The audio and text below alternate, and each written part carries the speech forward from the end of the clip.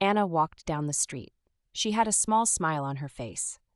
Today, she planned to visit her favorite cafe. The cafe was warm and cozy.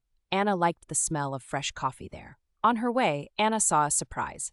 A small cat sat in front of the cafe. It was gray and soft. Anna loved cats. She stopped and looked.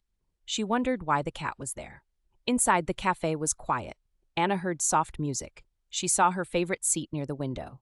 The sun shone through the glass, making the room bright.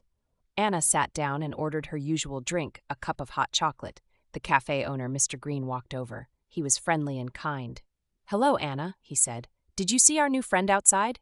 "Yes," Anna replied. "The little gray cat. Is it yours?" Mr. Green laughed.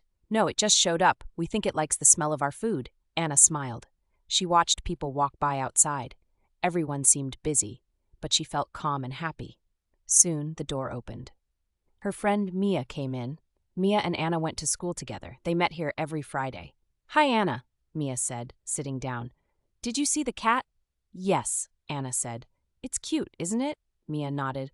"Maybe it will stay. It's nice to have a cafe cat."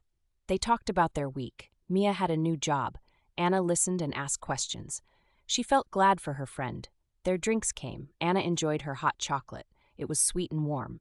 Mia had a coffee. They laughed and talked more. The cat came to the window. It watched them with bright eyes. Anna and Mia waved. The cat meowed softly. After an hour, they decided to leave. The day was still bright. Anna felt good about the morning. She liked simple days like this. As they walked outside, the cat followed them a little. It was like it wanted to say goodbye. Anna smiled at Mia. "See you next week," she said. "Yes," Mia replied. "Maybe our friend will still be here." Anna nodded. She hoped so too. The cafe was a special place. It was where she felt at home. She enjoyed small moments like this.